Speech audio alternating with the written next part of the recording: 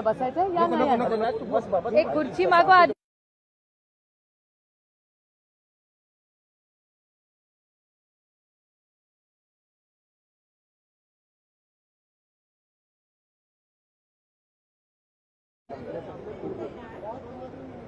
चला shall we role. नमस्कार.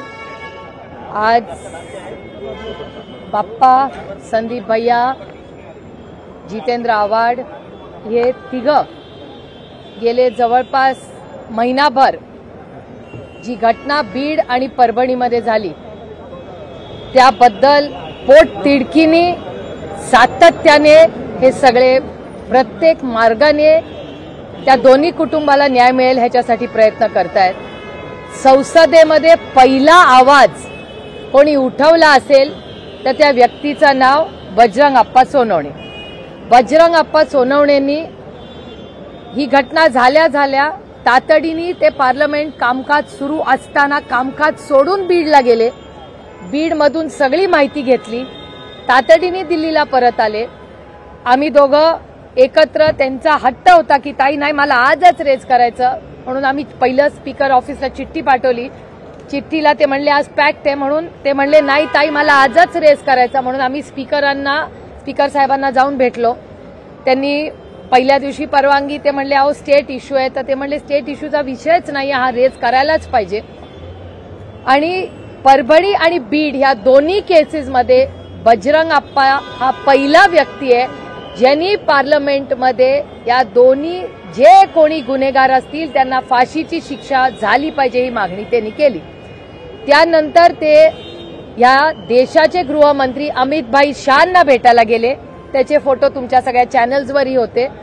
तिथे त्यांनी पाठपुरावा केला. ते दिल्लीत चालू असताना इथे विधान भवनमध्ये संदीप क्षीरसागरांनी पहिले ग्रहस्थ, पहिले आमदार, पहिले लोकप्रतिनिधी माणुसकीच्या नात्याने त्यांनी हा मुद्दा मांडला. त्यांनी तो जितेंद्र आव्हाडांनाही सांगितला. त्यांच्या जिल्ह्याचा होता म्हणून त्यांनी पहिलं लीड घेऊन तो मुद्दा मांडला. नंतर जितेंद्र आव्हाडांनी सातत्याने मांडला, रोहित पवारांनी मांडला, त्यानंतर सुरेश धसांनी मांडला, त्यानंतर नमिता मुंदडांनी मांडला. अशा अनेक लोकांनी हे मुद्दे गेले 30 दिवस सातत्याने मांडलेले आहेत. मी जाहीरपणे मीडियाचे आभार मानते की माणुसकीच्या नात्याने एक अतिशय क्रूर घटना, दुर्दैवी घटना ही परभणी आणि बीडमध्ये झाली. पण माणुसकीच्या नात्याने we are all on the same side. आपल्या सगळ्यांची एकच भावना आहे ही क्रूर हत्या जी झालेली आहे, चुकीची घटना जी झाली आहे त्याला न्याय मिळावा. त्यामुळे कितीही दुर्दैवी घटना असली तरी एक आशेचं किरण एवढंच आहे की सगळ्यांनी स्वतःचे राजकीय मतभेद बाजूला ठेवून माणुसकीचा नात्याने मीडिया आणि हे सगळे लोक आज उभे आहेत. आणि शेवट जोपर्यंत त्या कुटुंबाला, दोन्ही कुटुंबांना न्याय मिळत नाही तोपर्यंत माणुसकीच्या नात्याने सगळं राजकारण बाजूला ठेवून त्या कुटुंबाला न्याय देण्यासाठी आज हे सगळे प्रयत्न करत आहेत. अंजली दमानियाताई असतील त्यांच्याबद्दलही मी तुमच्या चॅनलवर सातत्याने पाठवते. त्या तिथे जाऊन राहिल्या, त्यांनी अनेक प्रश्न विचारले. त्याच्यामुळे गेले 30 दिवस सातत्याने हे सगळे माझ्याबरोबर आज बसलेले श्री सुरेश धस असतील, अंजली दमानियाताई असतील, या सगळ्यांनी अनेक प्रश्न विचारलेत. काहींची उत्तरं मिळाली, काहींची नाही. मी गेले अनेक वर्ष पार्लमेंटमध्ये काम करते म्हणून मी एक थोडासा वेगळा प्रश्न ह्याच केसमधला मांडण्यासाठी यांच्या सगळ्यांच्या मदतीने आणि परवानगीने इथे बसलेली आहे. पीएमएलएचा कायदा हा ब्लॅक मनी म्हणजे काळा पैसा रोखण्यासाठी, याच्यासाठी पीएमएलएचा ऍक्ट यूपीए सरकारने आणलेला आहे. त्या काळातली भाषणात काय पार्लमेंटमध्ये झालं आता हे त्या इतिहासात मी पडत नाही, पण पीएमएलए ऍक्ट आला. पीएमएलए ऍक्टमध्ये असं लिहिलेलं आहे, हा तो पीएमएलए ऍक्टचा कागद आहे, तुम्हाला सगळ्यांनाच माहिती आहे, त्याच्यात काही नवीन नाही. Offences under Indian Pinal code 45 of 1860 त्याच्यात नंबर आहे 384 आणि 389. ऑफेन्सेस रिलेटिंग टू एक्स्टॉर्शन जे हा पीएमएलएचा शेड्यूल आहे त्याच्यामध्ये एक्स्टॉर्शन हे पीएमएलए मध्ये येतं. आता मला दोनच प्रश्न सरकारला विचारायचे कारण का हे फायनान्स मिनिस्ट्रीच्या अंडर येतं. आता हा एक कागद जो सातत्याने बजरंग अप्पा आणि संदीप भैया मांडतायत, तुम्हाला आधी दाखवलेला आहे की ED enforcement director ministry of finance हे केंद्र सरकारमध्ये येतं. या कागदावर असं लिहिलेलं आहे, तारीख आहे 14/3/2022 साली वाल्मिक कराडांच्या नावाने हा कागद आहे. हा तुम्ही सगळ्यांनी कदाचित तुमच्या चॅनलवर पाहिलेला आहे. हा finance ministry government of India हा कागद आहे, त्याची ही नोटीस आहे. ही तुम्ही पाहिलेली असावीच मला वाटतं. हा झाला पहिला मुद्दा. हा पीएमएलएचा आहे. आता पीएमएलएची अनेक उदाहरणं महाराष्ट्रात झालेली आहेत आणि हा एक्स्टॉर्शन त्याच्यात येतं आणि आज वाल्मिक कराड हे एक्स्टॉर्शन मध्ये आज आहे. त्याच्यामुळे माझा एकच सोपा सरळ प्रश्न सरकारला आहे, महाराष्ट्र आणि केंद्र सरकारला, की वाल्मिक कराड जर एक्स्टॉर्शन अंडर त्यांची अरेस्ट झालेली आहे तर ईडी आणि पीएमएलए हे का लावले गेले नाहीत. Very simple it is. याच्यात अनेक उदाहरणं महाराष्ट्रात गेल्या 4 वर्षात आपण पाहिली. मग अनिल देशमुख असेल, संजय राऊत साहेब असतील, नवाब मलिक असतील, किती तुम्हाला उदाहरणं सांगू ज्याच्यात पीएमएलए मध्ये ज्या पद्धतीने म्हणजे देशमुख साहेब, अनिल देशमुख साहेबांची तर केस हेरसे होती. कोणीतरी म्हणलं माझ्या कानावर अशी गोष्ट आली, आजही कुठलाही प्रूफ नाही. कानानी म्हणजे एकानी सांगितलं की 100 कोटी रुपये मागितले म्हणून त्यांच्यावर पीएमएलए झाला, ईडी लागली, त्यांना अटक झाली. इथे तर आहे हा कागद, इथे आहे. याच्यामध्ये नाही तो हा कंपनीची, आता कंपनीचा कागद हा FIR आहे. ह्याच्यामध्ये या FIR आहे 11/12/24चा. त्याच्यात हा पुरा कागद आहे. हा FIR जो झालेला आहे त्याच्यात वाल्मिक कराडांचं नाव आहे. हे बघा इथे वाल्मिक कराडांचं नाव आहे आणि वाल्मिक कराडांचं नाव असताना त्या FIR मध्ये हा कोणी राजकीय व्यक्तीने केलेला FIR नाहीये, हा कंपनीने केलेला FIR आहे. इथे बघा अवधा कंपनीनी 2 कोटी रुपये 28/5/24 हे सगळे डॉक्युमेंट्स आहेत. I am happy to share them. याच्यामध्ये म्हणजे तुम्ही विचार करा की खून झाला जेव्हा संतोष भाऊंचा, तेव्हा 2 दिवस आधी ऍक्शन झाली नव्हती जेव्हा पोलिसला माहिती होतं. आणि एक्स्टॉर्शन जेव्हा झालं, ऑलरेडी ही ईडीची नोटीस वाल्मिक कराडांच्या नावाने ऑलरेडी एक्झिस्टिंग आहे. ही असताना जेव्हा ऑफेन्स हा FIR हे बघा ऑफेन्सेस ऑफ एक्स्टॉर्शन असताना, हे सगळं असताना हा जो FIR केला त्याच्यात ऑलरेडी 22 मध्ये त्यांच्यावर ईडीची केस आहे, नोटीस आलेली आहे, ही परत आहे. तर एक्स्टॉर्शनची ही नोटीस कंपनीने केलेली असताना व्हाय इज देअर नो ऍक्शन? म्हणजे अनिल देशमुख, संजय राऊत, नवाब मलिक यांना IQ गोष्टींवर त्यांच्यावर आरोप झाले, ईडीची केस झाली, त्यांना अटक झाली. ह्या तर अवधा कंपनीच्या अधिकाऱ्यांनी मे मधील कंप्लेन आहे 28/5/24 बरोबर, 28 मे बरोबर आहे माझं काय प्लीज चुकत असेल तर प्लीज मला करेक्ट करा. पण 28 तारखेला म्हणजे मे टू डिसेंबर, मे, जून, जुलै, ऑगस्ट, सप्टेंबर, ऑक्टोबर, नोव्हेंबर, डिसेंबर 8 महिने झाले. 8 महिन्यामध्ये वाल्मिक कराडांवर कंप्लेन असूनही आधीची एक केस, ही केस असताना, हा FIR झालेला असताना, करेक्ट ही तिसरी आहे. तर ह्याच्यावर ईडीचा रोल का नाही आहे? माझी ईडीला विनंती आहे की फायनान्स मिनिस्ट्रीमध्ये आपण सगळ्यांनी मिळून तो बिल पीएमएलएचं पास केलेला आहे. तर कदाचित या सरकारकडून ही माहिती केंद्र सरकारला दिली गेली नसेल तर बाप्पा आणि मी फायनान्स मिनिस्ट्रीला हे पत्र लिहिणार आहे. आम्ही आता बजेट सेशन जेव्हा सुरू होऊ तेव्हा फायनान्स मिनिस्ट्रीचीही भेट घेणार आहे की या ईडीच्या केसमध्ये जर इन्व्हेस्टमेंट्स महाराष्ट्रात यायच्या असतील, असं जर एक्स्टॉर्शन झालं तर आपल्या महाराष्ट्रात कोण इन्व्हेस्टमेंट करेल? हे खूप चिंताजनक आहे. हा विषय फार गंभीर आहे. हा राजकीय विषय नाहीये, हा सामाजिक विषय आहे. महाराष्ट्रामध्ये जर असं एक्स्टॉर्शन सुरू झालं तर इन्व्हेस्टमेंट कोण करेल? आणि एवढंच नाही, त्यांनी केस केली आहे. अहो आम्ही राजकीय म्हणून तुम्ही आम्हाला न्याय देऊ नका विरोधक म्हणून, पण इन्व्हेस्टरला पण महाराष्ट्रात न्याय मिळणार नाही. आता 6 महिने, मे टू डिसेंबर, आपण जानेवारी महिन्यामध्ये आहोत. का या कागदावर ऍक्शन केलेली नाही? का ईडी आणि पीएमएलएची ऍक्शन झाली नाही? याचं उत्तर आम्हाला द्यावं लागेल. आणि माझे 3च प्रश्न या सरकारला आहेत की संतोष देशमुखांचा हत्या हा एक केस आणि दुसरी फायनान्शियल फ्रॉडची. फायनान्शियल थ्रेट किंवा क्राईम जर झाला, तिथे लॅप्स असेल तर ईडी गेट्स इन्व्हॉल्ड. का ईडी याच्यात इन्व्हॉल्व्ह झालेली नाही? 2 दिवसाची गॅप, पुन्हा सांगते, हे आता इंटरकनेक्टेड आहे. म्हणजे वाल्मिक कराडांना ही स्पेशल ट्रीटमेंट सातत्याने का दिली जाते? 2 दिवस जेव्हा धमकी दिली, 2 दिवस तेव्हा जर पोलिसने ऍक्शन घेतली असती तर कदाचित संतोष भाऊंची हत्या झाली नसती. आणि 6 महिने हे जर एक्स्टॉर्शन वर पीएमएलए जर ऍक्शन घेतली असती तर कदाचित अवधा कंपनीच्या पुढे एक्स्टॉर्शनचा इश्यूच राहिला नसता. आता ह्याचं उत्तर आम्हाला महाराष्ट्र सरकारला द्यावं लागेल. आणि पुढची गोष्ट, आणि हे मी एकटी मांडलेलं नाहीये, ह्याच्यात ह्या सगळ्या गोष्टी ह्यांनी सगळ्यांनी मांडलेल्या आहेत, सगळ्या पक्षातल्या लोकांनी मांडल्या आहेत, अंजलीताई दमानेंनी पण मांडलेल्या आहेत.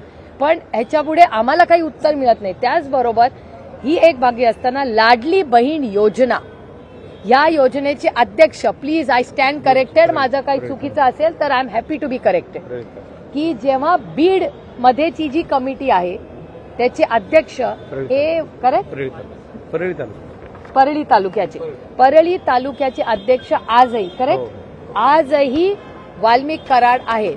आता ही योजना आली कुठल्या महिन्यात? ही लोकसभेनंतर आली. लोकसभेच्या आधीच हा एक्स्टॉर्शनचा गुन्हा होता. ज्या माणसावर एक्स्टॉर्शनचा गुन्हा आहे त्याला तुम्ही महिलांच्या या लाडली बहीण योजनेचा अध्यक्ष करता, जे किती असंवेदनशील. It's just shocking. मला ह्या 3च प्रश्नाची उत्तरं पाहिजेत की हे ईडी आणि पीएमएलए का नाही याची अंमलबजावणी झाली? आज 30 दिवस झाले त्या हत्येला, क्रूर हत्येला. आजही एक त्यातला खुनी इन्व्हॉल्व जो आहे तो फरार आहे. तर त्याचं उत्तर सरकारला आपल्याला द्यावं लागेल. आणि लाडली बहीण योजनेचा आजही परळीचे ते अध्यक्ष आहेत. त्याच्यामुळे अनिल देशमुख, संजय राऊत, नवाब मलिक यांना या देशात एक कायदा आणि वाल्मिक कराडांना एक कायदा, असं का? मी कुठलाही आरोप करत नाही या सरकारवर. मी फक्त पारदर्शकपणे लोकशाही पद्धतीने प्रश्न विचारते की जर ह्या देशामध्ये हा देश जर संविधानाप्रमाणे चालत असेल तर मग 3 नागरिकांना एक कायदा आणि एका नागरिकाला वेगळा कायदा, याचं उत्तर महाराष्ट्राच्या आणि केंद्र सरकारने द्यावं. आणि हा इश्यू बाप्पा आणि मी महाराष्ट्राच्या मायबाप जनतेच्या वतीने पार्लमेंटमध्ये आम्ही आता जेव्हा 30 तारखेला पार्लमेंट सुरू होईल याच्यात हे मांडणार आहे. आणि याच्यासाठी आम्ही फायनान्स मिनिस्टर ऑफ इंडिया निर्मलाताई सीतारामनांचीही भेट घेणार आहे की त्यांनी आम्हाला समजून सांगावं. कारण का तो ऍक्ट जेव्हा पीएमएलएचा पास झाला तेव्हा मी संसदेत मेंबर होते, तेव्हा आम्ही सगळ्यांनी भाषणं केली आहेत, आम्हाला माहिती आहे ऍक्ट काय. हा फायनान्शियल फ्रॉड तुम्ही सांगताय, मग धनंजय मुंडे पण या फायनान्शियल फ्रॉडचे पार्टनर्स आहेत का? कारण की धनंजय मुंडेच्या ज्या पत्नी आहेत राजश्री मुंडे, त्यांच्याबरोबर देखील वाल्मिक कराड यांचे अनेक खात्यांमध्ये संबंध आहेत, त्याचसोबत जमीन व्यवहार आहेत, हा प्रश्न भागीदारी आहे. नाही, तुमचा प्रश्न हा रास्त आहे, पण त्याचं उत्तर माझ्याकडे नाही ना, मी नाही ना सरकारमध्ये. याचं उत्तर सरकारला द्यावं लागेल. This is the first foot in the door. नाही हे एफआयआर, हे घ्या ना, आवाज आहे काय? नाही हे आहे, मी वाचून दाखवते तुम्हाला. हा एफआयआर आहे, हे काय माझं पर्सनल डॉक्युमेंट नाहीये. हा एफआयआर आहे. हे बघा इथे लिहिलेलं आहे सगळं. तारीख काय आहे? 11/12/24. हे लेटेस्ट आहे. याच्यात आहे वाल्मिक कराड, विष्णू चाटे आणि सुदर्शन घुले. हा I am happy to share this document. आणि त्याचबरोबर हे लिहिलेलं आहे, हे बघा इथे लिहिलेलं आहे. हे सगळं अवधा एनर्जीज प्रकल्प कार्यातून हजर नसताना माझा मोबाईल वगैरे वगैरे हे 2 करोड रुपये सांगितले होते. त्यानंतर वेळेवर वेळी विविध लोकांनी मोबाईलवरून प्रत्यक्ष अप्रत्यक्षरित्या प्रकल्प काम बंद न ठेवल्यास मारहाण करणं व जीवे मारण्याची धमकी दिलेली आहे. हे याच्यात लिहिलेलं आहे. This is not. हे बघा. आणि 28/5/11 वाजता हे सगळं झालेलं आहे. हे सगळं माहिती ह्या एफआयआर मध्ये. नाही ही बघा, ही ती कंप्लेन आहे. हे तर ईडी आहे, enforcement director ED, ministry of finance. ती ही आहे Rajesh Kumar, assistant director. I consider the attendant of Shri Walmik Karad necessary in connection with investigation. आता हे इन्व्हेस्टिगेशन काय मला नाही माहिती. ही नोटीस आलेली आहे. ही फायनान्स मिनिस्ट्रीची नोटीस आहे ना. पुढे काय पण इतके दिवस होऊन सुद्धा धनंजय मुंडे यांचा राजीनामा होत नाही, कारण की तिथे पोलिसांना बदललं जातं, जी SIT जी तपास पथक आहे त्यातले अधिकारी बदलले जातात, पण मात्र मंत्री मात्र कायम राहतात, तर त्याच्यावरती तपासावरती प्रभाव निर्माण होणार नाही का? मला असं वाटतं याचं उत्तर आहे, मी गेले अनेक दिवस म्हणते, त्यांची मागणी ही फक्त आमच्या कुणाकडून होत नाहीये, फक्त राज्यातून भावना आहे. आणि सरकार काय असतं, सरकार ही लोकांच्या सत्ता काय असते, सत्ता हे माध्यम आहे लोकांच्या आयुष्यात एक चांगला बदल घडवण्यासाठी. तर जर चांगला बदल घडवण्यासाठी ती सत्ता असते, इट इज अ टूल, ते एक माध्यम आहे, ती एक सेवा आहे. तर ती सेवा करण्यासाठी आता तुम्हाला माहिती आहे की अशोक चव्हाणांनी पण नैतिकतेने दिलाच होता राजीनामा. अशी किती उदाहरणं महाराष्ट्रात नाही देशात झालेली आहेत. अहो, एक काळ असा होता की एखादा रेल्वे ऍक्सिडेंट झाला ना तर रेल्वे मंत्री राजीनामा द्यायचे. लालबहादूर शास्त्री, रिमेंबर दोज, ते होते. किती लोकांनी असे दिलेले आहेत. तर नैतिकतेच्या जी काय भावना आहे ती सगळ्या चॅनल्सवर आहे. आज 30 दिवस झालेले आहेत. आजही तुमच्या चॅनलवर त्या मुलीचे अश्रू बघून अस्वस्थ व्हायला, म्हणजे काय माणुसकी राहिली आहे का नाही. त्या मुली, काल कुठल्या तरी एका चॅनलवरच मी पाहिलं, त्या मुलीचा भावाचा वाढदिवस होता. म्हणजे अस्वस्थ, म्हणजे मला आश्चर्य वाटतं की ह्या सरकारमध्ये काही संवेदनशीलता राहिली आहे का नाही. आणि एकच गोष्ट म्हणजे एवढ्या अंधारामध्ये एकच आशेचं किरण आहे की आज भारतीय जनता पक्ष आणि त्यांचे काही मित्र पक्षात आजही काही संवेदनशील नेतृत्व आहे. सुरेश धस, सोलंकीजी हे बोलतायत. त्याच्यामुळे मला आशेचं किरण आहे की एवढे ह्या संवेदनशील नेत्यांनी ह्या सगळ्यांबरोबर सगळे राजकीय इलेक्शन्स होतात आणि जातात, माणुसकीच राहते, नातीच राहतात. गृह मंत्रालयाचं हे फेल्युअर आहे का? कारण की आज 1 महिना होतोय हत्येला आणि तरी देखील कृष्णा आंधळे नावाचा जो 7वा आरोपी आहे तो अजून देखील अटकेत नाहीये. पोलीस आपला तपास करतात, परंतु पोलिसांना यश प्राप्त होत नाहीये. मला महाराष्ट्राच्या पोलिसांचा खरं सांगू सार्थ अभिमान. मला महाराष्ट्राचे पोलिसांबद्दल म्हणजे जेव्हापासून मी लहानपणापासून बघते त्या वर्दीचा मला अभिमान आहे, त्या व्यक्तींचा मला अभिमान आहे. एक कॉम्पिटेटिव्ह एक्झाम घेऊन या पोलीस मध्ये भरती होतात, कष्टांची परिकष्ट करतात. न्यू इयरला आपण सगळे एन्जॉय करतो तेव्हा ते ड्युटीवर असतात.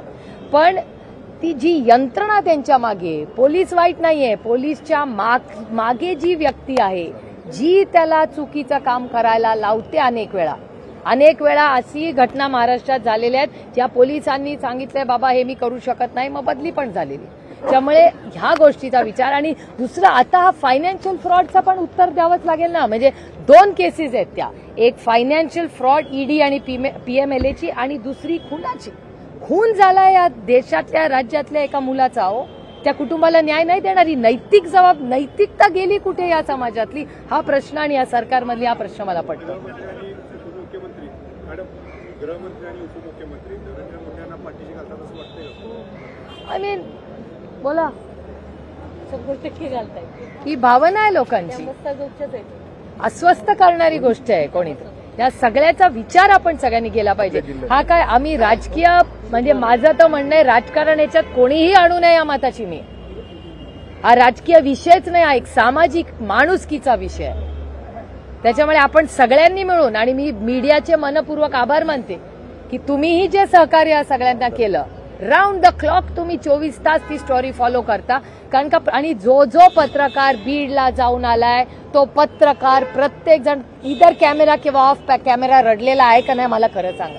अस्वस्थ झालेले पत्रकार तिथे आलेले, प्रचंड दहशत आहे तिकडे, आणि दहशत महाराष्ट्रात आम्ही टिकू देणार नाही. मग कुठल्याही पक्षाची असू दे, काय माणुसकी आहे का नाही. हो, दहशत या विषयावर सांगतो, तुमच्यातला एक पत्रकार दहशतीला घाबरून सगळे विषय सोडून पुण्याला निघून आला. तुम्ही चौकशी करा. अतिशय चांगली पत्रकारिता करत, खूप दिवसानंतर ग्राउंड रिपोर्ट येत होते, त्याच्या मागे लोक ठेवली, तो जिथे जाईल तिथे लोक गेली. शेवटी तो इतका अस्वस्थ झाला की तो तिथलं सगळं पत्रकारिता वगैरे सोडली आणि घरी निघून आला. तुम्हाला सगळ्यांना नाव पण माहिती आहे, मी नाव नाही घेत, त्याला मला अडचणीत नाही आणायचं आहे, पण हे अनफेअर आहे यार, हे काय चालू आहे. माझी महाराष्ट्राच्या माननीय मुख्यमंत्र्यांना विनम्र विनंती आहे, एक आई म्हणून, एक महिला म्हणून, एक नागरिक म्हणून आणि एक लोकप्रतिनिधी म्हणून. कधी तर एवढी मोठी मेजॉरिटी या सरकारला मिळाली, ब्रूट मेजॉरिटी इंग्रजी, एवढा मोठा संख्याबळ त्यांना मिळालंय, एक दोन कुटुंबांना एवढी मेजॉरिटी मिळाल्यावर आपण न्याय नाही देऊ शकत. दोन्ही कुटुंबांना न्याय द्यायची नैतिक जबाबदारी सरकारची आहे. परभणी आणि बीड दोन्ही घटना न्याय हा मिळालाच पाहिजे आणि माणुसकीच्या नात्याने अतिशय आणि ह्याचा तर आणि तेव्हा आम्ही फायनान्स अमित भाई शहांना भेटायला जाणार आहेत, कारण का त्यांनी वेळ मागितलेली आहे. तर ते होम मिनिस्ट्रीच्या कामानिमित्त ते जाणार आहेत. तिथे पुन्हा ते न्याय मागण्यासाठी दिल्लीला जाणार आहेत आणि फायनान्स मिनिस्ट्रीच्या मध्ये आम्ही दोघंही एकत्र मिळून फॉलोअप करणार आहोत. परभणी आणि बीड दोन्ही ते बाप्पा बोला ना, बीड आणि परभणीचं बीड आणि परभणीचे जे विषय झालेले आहेत, बीडचा सुद्धा एवढा वाईट विषय किती दिवसांना आम्ही लावून धरतोय आणि याच्यासाठी अमितभाई शहा यांची वेळ मला ताईंनी मागच्या वेळेस बी घेऊन दिली आणि आता पण वेळ मिळते. मी जाणार आहे त्यांना भेटून आणि या आरोपीला अटक झाली पाहिजे. ह्याच्यात जे आमच्याकडे हा सामूहिक गुन्हा आहे, एक नाही टोळी युद्ध चालू आहे. बीड जिल्ह्यामध्ये एक माणूस करतो पण त्याच्या मागे अशा 1000 लोक तयार केले त्यांनी. म्हणजे जे लोक की गुंड तयार करायचा फॅक्टरी आमच्या बीडमध्ये आहे आणि ते थांबली पाहिजे. आणि मुख्यमंत्र्यांनी सुद्धा सांगितलं की आम्ही मोकोका लावणार, सगळ्याला सामूहिक गुन्हेगार डिक्लेअर करणार, पण आणखी तर काही 1 महिन्यात काही झालं नाही. आणि आता ह्या गोष्टीसाठी आम्ही सर्वजण आणखी एकदा अमितभाईची माझी मागणी अशी होती की ताईंना हे सर्वजण आम्ही की आम्हाला सीबीआय चौकशीची मागणी करायची होती, ज्याने की महाराष्ट्र पोलिसांवर दबाव जर असेल, सीबीआय चौकशीची मागणी करायची होती, ज्याने की महाराष्ट्र पोलिसांवर दबाव जर असेल तर कमीत कमी केंद्रातून तरी होईल. नाही जाऊन भेटणार ना मी फायनान्स मिनिस्टरला. म्हणजे बाप्पा आता होम मिनिस्ट्रीला जाऊन भेटणार. परभणी आणि बीड दोन्ही केसेससाठी बाप्पा दिल्लीला चाललेत. ते दिल्लीच्या होम मिनिस्ट्रीची गृहमंत्र्यांची भेट घेणार आहेत दोन्ही केसेससाठी, बीड आणि परभणी. आणि मी स्वतः जेव्हा दिल्लीला जाईन आता पार्लमेंटसाठी, तेव्हा आम्ही दोघं मिळून पीएमएलएची जी केस आहे, कारण का it's a clear PMLA ED case, it's evident. मग ईडी का नाही ऍक्शन घेते? अनिल देशमुखांवर हिअरसेवर तुम्ही ऍक्शन घेता, तुम्ही संजय राऊतांना अटक करता, तुम्ही नवाब मलिकांना अटक, या सगळ्यांना अटक होते. मग वाल्मिक कराडांना 2 वर्षापूर्वी ईडीची नोटीस आली. ही क्लिअर पीएमएलएची केस आहे आणि हे आम्ही नाही केलेली कोणी केस. ही अवधा नावाची जी कंपनी आहे, एफआयआर मध्ये नाव आहे. This is nothing is manufactured, it is factual. आणि माझं म्हणणं एवढंच आहे की या राज्यामध्ये जर अशा केसेस एक्स्टॉर्शनच्या झाल्या तर it will hurt the investment of the state. या राज्यामध्ये इन्व्हेस्टमेंट करणारा आज मी काल 1 नेशन 1 इलेक्शनच्या मीटिंगसाठी दिल्लीला गेले होते. 30-35 खासदार मला तिथे लॉबीमध्ये भेटले. जो भेटे मला एकच प्रश्न विचारले, सुप्रिया तुम्हारे महाराष्ट्र में बीड और परभणी में क्या हो रहा है? प्रत्येकाला सांगून सांगून थकून गेले मी की मला इतकं वाईट वाटलं की ज्या महाराष्ट्राबद्दल सार्थ अभिमान आम्हाला सगळ्यांना आहे की या देशामध्ये या राज्यात क्राईम होत नाही, समतेची भाषा या राज्यांनी दिशा द्यायचं काम केलं. त्या महाराष्ट्रामध्ये एक गरीब कष्ट करणाऱ्या स्वतःच्या कर्तृत्वाने कष्टाने उभं राहिलेल्या 2 कुटुंबाच्या मुलांचा अशी हत्या होते.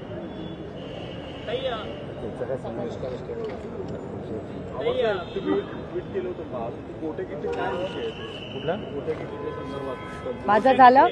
एक मिनिट अजून एक विषय आहे, बोला. थांबा त्यांना इथे बसू दे, मग मी चालते. नाही त्याला इथे बसू. राजेसाहेब देशमुख आहे.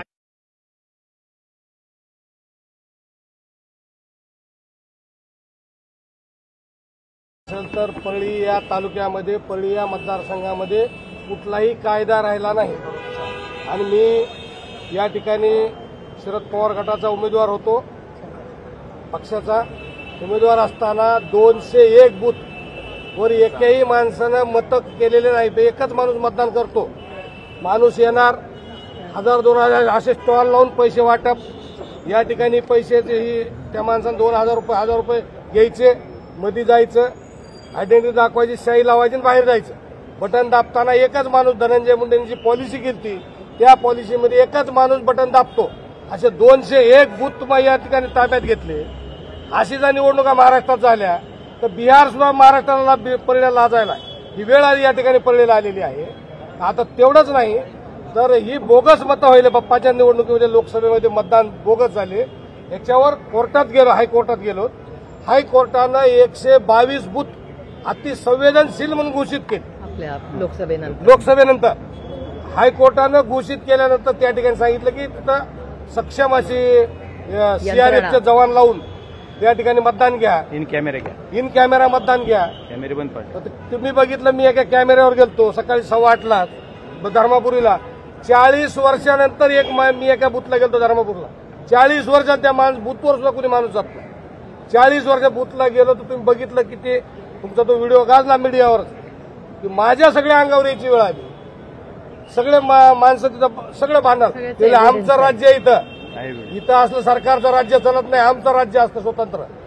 तुम्ही इकडे आलातच कस काय हा प्रश्न मला उमेदवाराला विचारायला लागले की तुम्ही या बूथवर कस काय आलात. म्हणजे ज्या गावात 5 बूथ आहेत त्या गावात तुम्ही कस काय आलात हे जर उमेदवाराला प्रश्न विचारत असतील तर मतदारांनी काय करायचं. सर्वसामान्य माणसाचा सर्वसामान्य मतदार हा परळी तालुक्यातला हातबल झाला. हातबल झाला. माणसं भयभीत झालेत. ही सगळे वाळू माफिया, ही सगळे राख माफिया, आता ही विमा माफिया, ही सगळे वेगळे माफिया ताकदबाज लोक झालेत. प्रचंड ताकद झाली, प्रचंड शक्ती झाली. किंवा त्या परिसरामध्ये मराठवाड्यामध्ये कुठेही 302 झालं की 302च्या माणसाला जर तो भेटायला गेला वाल्मिकांना धनंजय मुंडेंना तर लगेच त्याला एक काळी स्कॉर्पिओ आणि 10 लाखाचं बक्षीस देतात. लगेच आमच्या कामाला लाग. मग या अशा जर टोळ्या तयार झाल्या तर महाराष्ट्रात लोकांना राहायचं का नाही. बीडच्या आज काय अवस्था झाली साहेब. बीडमध्ये म्हणाला आम्हाला लाज वाटायली. पोराचे उद्या लग्न सुद्धा होणार नाही साहेब. कोण मुलगी देणार एवढा बिहार म्हणल्यानंतर. काय परिस्थिती झाली साहेब. प्रत्येक माणूस हा तिथला हातबल झालाय. कुणाची बोलायची ताकद राहील नाही, शक्ती राहील नाही. या ठिकाणी मी खासदार साहेब असतील, मी आमचे आमदार संदीप भाई असतील यांचं मी अभिनंदन करतो. किमान प्रश्नाला सुरुवात केली. जितेंद्र आव्हाड साहेबांचं मी अभिनंदन करतो की बीडमध्ये येऊन प्रश्न मांडला. हे वंजारा नाहीत का मग. माधव पाटीलला तुम्ही एकाच नाव घेत आहे. यापूर्वी बीडमध्ये क्षीरसागर कुटुंबियांचा विषय होता. त्याविषयी काय बोलणार आहात का. इतर विषयांविषयी बोलणार आहात का रे. आम्ही आता मी याचं उत्तर देते हा विषय नंतर करताय. आम्हाला विषय बोलायचा विषय होता. हा विषय इतकं पुढे नेतात. कुलकर्णी साहेब गेले महिनाभर तो माझ्याशी बोलतोय. त्याच्या मनातल्या व्यथा मला माहिती आहेत. बोलण्याची हिंमत होत नव्हती. मी 6 बीडमध्ये तुम्हाला खरं सांगतो ज्यांच्यावर सगळ्यात गुन्हेगारीविषयी विचारतो आवाज साहेब.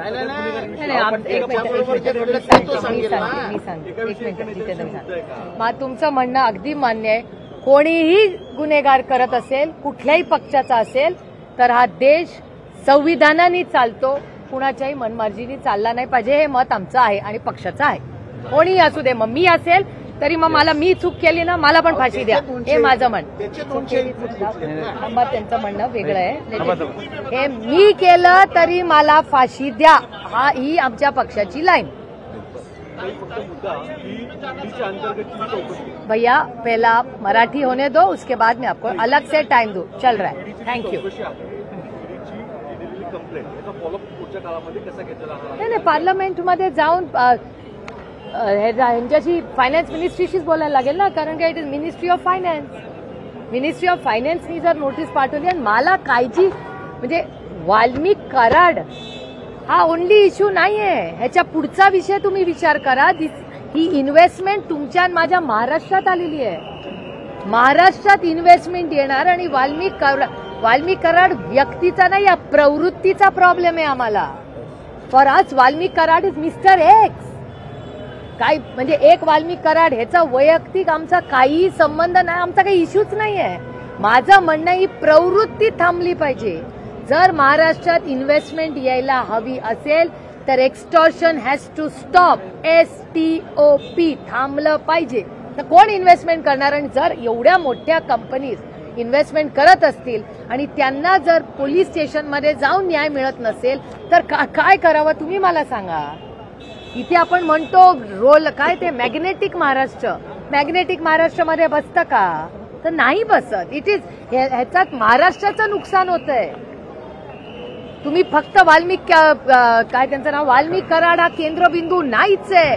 आपल्याला ही प्रवृत्ती थांबायची आहे. कारण का महाराष्ट्रात सुसंस्कृत महाराष्ट्राला हे शोभत नाही. आपण इन्व्हेस्टमेंट्सला लाल कार्पेट दिलं पाहिजे. या तुम्ही इन्व्हेस्टमेंट करा. आम्ही आहोत तुमची सेवा करण्यासाठी. तुम्ही चांगल्या इन्व्हेस्टमेंट्स करा. आमचा GDP वाढवा. आमच्या पोरांना मेरिटवर नोकऱ्या द्या. महाराष्ट्रातल्या कर्तृत्ववान मुलं आणि मुलींना. याच्यासाठी तर MIDCs केल्या ना. कैलासवासी यशवंतराव चव्हाणांनी MIDCs का आणल्या. आदरणीय पवार साहेबांनी एमआयडीसीज का वाढवल्या, तर आपली जीडीपी वाढून आपल्या राज्याची एक वेगळी ओळख व्हावी, याच्यासाठी हे झालं ना. तर ही प्रवृत्ती आपण थांबवली पाहिजे कुठेतरी, ह्याच्यासाठी हे सगळे लढतायत. It is not a personal thing. Personal काय आहे, ही प्रवृत्तीच्या विरोधात आम्ही लढतोय आणि आम्ही न्याय मागतोय. हा एक असा एक्झाम्पल जर या राज्याच्या मुख्यमंत्र्यांनी झाला की झिरो टॉलरन्स अगेन्स्ट क्राईम आणि फायनान्शियल फ्रॉड, हे उदाहरण करून दाखवा, मग कुणाची हिंमत होणार नाही आज नंतर महाराष्ट्रात एक्स्टॉर्शन करायची.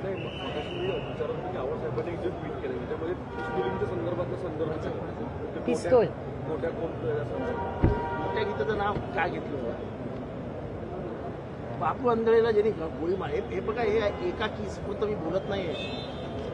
ह्याच्या आधी घडलेल्या सगळ्या गुन्ह्यांमध्ये वाल्मिक कराडचंच का नाव येतं. हा जे बोलला ना की लोक बोलत नाही आहेत. रामकृष्ण भांगर 8 महिने फरार आहेत, घराला टाळा लावलाय, त्यांच्या घरी जाऊन त्यांच्या पोरीला दम दिलाय. तुम्हाला बीडची ग्राउंड रियालिटी माहितीच नाहीये, म्हणजे मलाही माहित नव्हती. आता लोक स्वतःहून मला फोन करतायत की साहेब हा विषय तुम्ही घ्या, हा विषय तुम्ही घ्या. माझ्याकडे 27 विषय आणून दिले लोकांनी मला सांगितलं ज्या दिवशी वाल्मिक कराड 302 मध्ये जाईल, बीडमध्ये फटाके वाजवून लोक कंप्लेंट करायला. अहो, यांनी मागणी केलीच आहे ना. सुरेश धस, तुम्ही केली आहे ना मागणी, संदीप दादांनी केला, तुम्ही केली आहे. आम्ही तर सांगतो तोच प्लॅनर आहे, पण तो एका गुन्हापुरता मर्यादित नाही. आम्ही ज्युडिशियल इन्क्वायरी का मागतोय. हो, ज्युडिशियल पारदर्शक इन्क्वायरी ती पारदर्शक व्हावी आणि सगळ्यांना संधी मिळावी कंप्लेंट करण्याची. तुम्हाला गोट्या गीते ना, गोट्या गीतेला सांगितलेलं काही झालं तरी एकाला ठार करून घ्यायचं का, तर त्यांना एक आरोपी करायचं होतं. त्या आरोपीचं नाव बबन गीते. त्यांना कुठल्याही परिस्थितीत बबन गीतेला आत घालायचं होतं, जेणेकरून विधानसभेच्या निवडणुकीत बबन गीते बाहेर नाही राहिला. हा गोट्या गीतेचा काही संबंध नाही, बापू आंधळेचा काही संबंध नाही. गोट्या गीते गेला आणि बापू आंधळेला गोळी मार. आमची एवढीच अपेक्षा आहे की बीड आणि परभणीच्या दोन्ही केसेसमध्ये दोन्ही कुटुंबाला न्याय हा मिळालाच पाहिजे. पारदर्शकपणे इन्क्वायरी झाली पाहिजे. जे कोणी त्याच्या मागे असतील त्यांना संविधानाच्या चौकटीत शिक्षा झाली पाहिजे, एवढी आमची मागणी आहे. 2 दिवस आधी चर्चा सुरू होती की तुम्ही प्रफुल्लबाईंना फोन केला, खरंच केला, तटकरे साहेबांविषयीची काही भूमिका मांडली, खरंच तशी मांडली, चर्चा सुरू होती. मला ह्याच्यातलं काही माहिती नाही. खासदारांना संपर्क केला जातो अजित पवार यांच्या गटात. सगळ्या खासदारांनी त्यांची स्टेटमेंट्स काल तुमच्या सगळ्या चॅनल्सवर दिलेली आहेत. नाही, तुम्ही प्रफुल्लबाईंना फोन केला का, एवढंच फक्त. मला ह्याच्यातलं काही माहिती चला. अभी क्या है, अभी हो गया, हमारा मीटिंग है अंदर. मैं यही जानना चाहेंगे, शुरुआत बीट से करते हैं, किस तरह की माहौल बीट में बना हुआ है, क्या उसमें इन्वेस्टमेंट जो आना चाहिए वो नहीं आ पाएगा. हमारी सिर्फ 3 मांगे हैं. हमारे भाई संदीप क्षीरसागर जी, हमारे भाई सोनावणे जी, ये 2 ऐसे गृहस्थ हैं जिन्होंने, एक ने असेंबली में और दूसरे ने पार्लियामेंट में, दोनों ने इस बारे में संक्षेप में उनकी मांग दोनों जगह रखी है. सोनावणे जी अमित शाह जी को भी मिल चुके हैं. बीड और परभणी दोनों ही घटनाओं के बारे में उन्होंने अमित भाई शाह से न्याय मांगा है कि भैया पारदर्शक पड़े इंक्वायरी हो. और हमारे सिर्फ 3 सवाल है जिसके बारे में संदीप क्षीरसागर जी भी बोल चुके हैं और उनकी मांग रही है, और बजरंग अप्पा जी की भी मांग रही है. 3 हमारी मांगे हैं. पहली मांग कि ये जो फाइनेंशियल फ्रॉड है, एक्सटॉर्शन जो होता है, वो पीएमएलए और ईडी के आता है, उनके दायरे में आता है. तो अगर उनके दायरे में वो आ रहा है, और वाल्मीकि कराड इनका नाम यहाँ है जिनको अरेस्ट किया है, जो आप ही के हमारे चैनल से पता चला कि उनका नाम बहुत बार आ रहा है. उनको एक ईडी का एक नोटिस आया था फाइनेंस मिनिस्ट्री से, दिल्ली से. वो आया था 14/3/22 को. तो इसका आगे क्या हुआ, एक सिंपल सा सवाल है. और एक्सटॉर्शन को इस देश में जब कायदा बना था तब मनमोहन सिंह जी की सरकार थी, और एक्सटॉर्शन को पीएमएलए और ईडी के दायरे में ये आता है. तो अगर एक्सटॉर्शन की केस हो चुकी है, उसका एफआईआर है, तो क्यों नहीं ये ईडी और पीएमएलए में ये केस पे एक्शन क्यों नहीं लिया जा रहा है, ये हमारा पहला सिंपल सा सवाल है। दूसरा हमारा ऐसा सवाल है कि आज तक अरेस्ट बहुत सारी हो चुकी है, लेकिन आज भी एक खूनी है जिसपे आरोप है, उसको अरेस्ट नहीं हुआ। आज 30 दिन हुए। रोज हम टीवी पे उनके जो बच्चे देखते हैं, उनका दुख हमसे किसी से देखा नहीं जा रहा है। ये सब जा चुके हैं, बहुत बार फैमिली से मिल चुके हैं। आदरणीय पवार साहब ने उनको वायदा किया है, उन बच्चों की सारी जिम्मेदारी हम सब प्यार से लेंगे। हम इसमें कोई भी राजनीति नहीं लाना चाहते, ये राजनीति की बात है ही नहीं, ये इंसानियत की बात है। और भले बीजेपी के हो, अजीत पवार के पार्टी के एमएलए हो, बहुत सारे ऐसे महाराष्ट्र के संवेदनशील नेता है जो साथ में इंसानियत के नाते आज ये केस के खिलाफ पूरी ताकत से लड़ रहे हैं, क्योंकि उनको लगता है ये दोनों जो फैमिली है, जो बीड़ और परभणी के, दोनों को न्याय मिलना चाहिए। दोनों हत्या है, चैनल पे रोज दिखाया जा रहा है। और मैं मीडिया की तहे दिल से आभारी हूँ कि 30 दिन से आप भी ये जो विषय है वो बहुत सीरियसली ले रहे हैं। और हमारा और एक सवाल है कि 2 दिन का गैप था पुलिस, अगर वो 2 दिनों में अगर पुलिस ने सुना होता तो शायद हमारे भाई संतोष जी आज जिंदा होते। और जो केस एक्सटॉर्शन का हुआ था वो 6 महीने पहले, अवधा नाम की जो कंपनी है, 6 महीने, उसका एफआईआर यही है, उसके सारे डिटेल्स आप ही के पास है। तो ये यहाँ लिखा हुआ है कि 6 महीने पहले की ये बात है। तो 6 महीने में एक्सटॉर्शन अगर पीएमएलए और ईडी की दायरे में आता है तो इस पे एक्शन क्यों नहीं लिया गया, और नहीं लिया गया तो आप कब लेंगे, ये हमारा सवाल है। और तीसरा सवाल है कि लाडली बहन योजना ये लोकसभा के बाद आई, तब तक तो ये तो केस आ चुका था। ईडी, पीएमएलए, एक्सटॉर्शन, मर्डर, सारे जो आरोप इस दुनिया में हो सकते सारे इस गृहस्थ पे थे। श्री वाल्मीकि कराड जी, अगर उनको इतनी सारी नोटिस आई थी तो लाडली बहना योजना के अध्यक्ष परली पे ये श्री वाल्मीकि कराड, उनको कैसे किया गया? जिस आदमी पे एक्सटॉर्शन का आरोप है उसको आप लाडली बहन के योजना का अध्यक्ष करेंगे? और 6 महीने से ये चल रहा है, ये आज की बात नहीं है। संदीप भैया हो, बजरंग सोनावणे, सारे सवाल पूछते गए, लेकिन सुनने वाला कोई नहीं था। और उसके बाद ये जब हत्या हुई तो क्या हमको अगर इनकी बात सुनी होती तो हमारे भाई संतोष आज जिंदा होते? इसका जवाब और हिसाब देना पड़ेगा। नहीं, दिल्ली विधानसभा चुनाव के लिए सवाल ये है कि be serious about this issue. अभी मुझे क्या पता है इसका जवाब, सरकार को देना पड़ेगा ना। महाराष्ट्र सरकार के जवाब है, मैं तो विपक्ष में हूँ, और मैं यहाँ विपक्ष के नाते नहीं आऊँ, हम इंसानियत के नाते यहाँ बैठे। इंसानियत के नाते आज इस सरकार की जिम्मेदारी है कि जो सारे पार्टी के, सुरेश धस जी हो, अंजलि दमानिया जी हो, सोलंकी जी हो जो अजीत पवार के पार्टी से है, तो वो मिसेस मुंदरा हो जो वहाँ की सांसद, ये विधायक है, उन सारों ने साथ मिलके इंसानियत के नाते इसका जो भी न्याय हो, उस फैमिली को जब तक न्याय नहीं मिलेगा, हम राजनीति से उठ के इंसानियत के नाते ये दोनों फैमिलीज, परभणी और बीड़ की फैमिलीज के लिए पूरी ताकत से इंसानियत के नाते लड़ेंगे।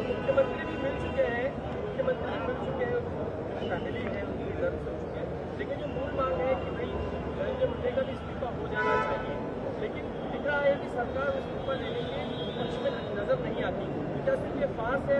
नहीं, ये सुरेश दास जी हो, संदीप भैया हो, बजरंग सोनावणे जी हो, अंजलि दमानिया जी, बहुत सारे जो लड़ रहे हैं इंसानियत के नाते, सारों की। और मीडिया में आप देखो, नहीं तो आप कहीं भी महाराष्ट्र में जाओ, आपको आश्चर्य लगेगा। कल मैं दिल्ली गई थी 1 नेशन 1 इलेक्शन के लिए, वहाँ 30 से ज्यादा सब सांसद थे।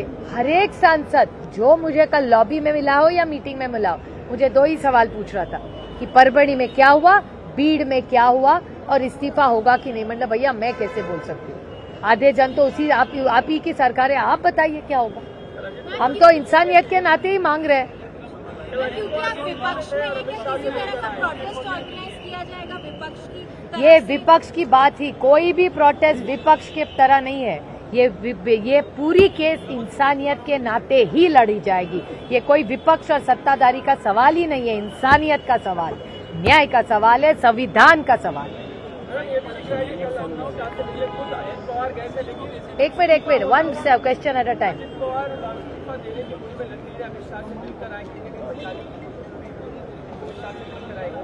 वो नहीं पता मुझे कैसे पता होगा कि अजीत पवार अमित शाह जी के मिले या नहीं, मुझे कैसे पता होगा?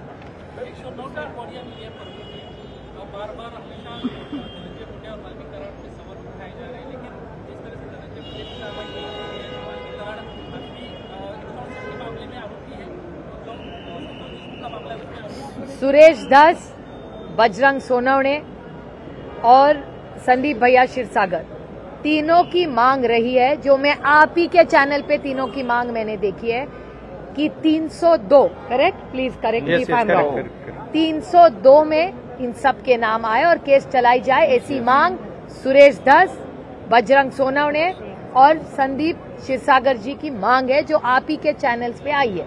तो अगर इतने सारे सांसद, अंजलि दमानिया जी की भी आई और काफी सारे ऐसे सांसद है, प्रकाश सोलंकी जी ने भी मांग की है, वो प्रकाश सोलंकी जी तो अजीत पवार के पार्टी के ही है, उन सब की जो मांग है उन सबको हम उनके साथ रहेंगे सबके, क्योंकि हमारी ये कोई भी ये राजकीय नहीं है, ये इंसानियत के नाते हम सब लड़ेंगे। हत्यांचं सत्र सुरू आहे, पुण्यात हत्यांचं सत्र सुरू आहे। मोदारे नावाच्या मुलीचा हत्या करून तिचा मृत्यू झालेला आहे, याकडे कसं पाहता? राज्यामध्ये गुन्हेगारी वाढली आहे, हा डेटा सांगतो की मी नाही, तुमच्या सगळ्या चॅनल्सवर स्पेशल शोज होत आहेत। मी मागच्याही आठवड्यात ही विनंती केली होती की महाराष्ट्राच्या मुख्यमंत्र्यांना एवढं मोठं मॅन्डेट मिळालेलं आहे, हे मॅन्डेट मिळाल्यानंतर त्यांना माझी विनंती आहे की त्यांनी एक ऑल पार्टी मीटिंग बोलवावी आणि महाराष्ट्रातली ही जी परिस्थिती आहे ती सगळ्यांनी मिळून गांभीर्याने त्याच्यावर चर्चा करावी, ही मी सातत्याने मागणी करतो। मैडम, एक आखिरी सवाल ये है कि दिल्ली में जिस तरीके से स्थिति बनी है, केजरीवाल पूरे दमखम से लड़ रहे हैं, शिवसेना हो, टीएमसी हो, इन्होंने अपना समर्थन दिखा दिया है, लेकिन समर्थन देते हुए कहीं ना कहीं कांग्रेस अलग थलग पड़ी है क्या वहाँ पर? एक सशक्त लोकतंत्र में किसको कैसे इलेक्शन लड़ना है इसका अधिकार उनको मिला है लोकतंत्र में, तो मेरे ख्याल से एक सशक्त लोकतंत्र में हर एक को वो अधिकार। पृथ्वीराज चव्हाण, मैडम पृथ्वीराज चव्हाण जो कहते हैं कि केजरीवाल जीत सकते हैं, ऐसी परिस्थिति है, ऐसे में कांग्रेस खुद नाराज है पृथ्वीराज चव्हाण से कि वो पार्टी में है और केजरीवाल का नहीं, मैंने ये स्टेटमेंट सुना नहीं है, तो जब तक मैं सुनूं नहीं मैं कुछ कहनी टिप्पणी नहीं कर सकती। इसको सपोर्ट एक्सटेंड के लिए कांग्रेस अभी वो बात होगी, हमारी मीटिंग के बाद आपको बोल देंगे।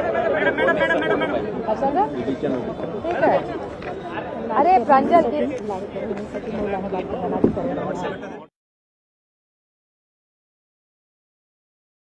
नवीन आणि ताज्या घडामोडींसाठी महाराष्ट्र जनभूमी न्यूजला सबस्क्राईब करा, त्याचबरोबर बेल आयकॉनवर क्लिक करा आणि मिळवा आमच्या बातम्यांचे नोटिफिकेशन्स।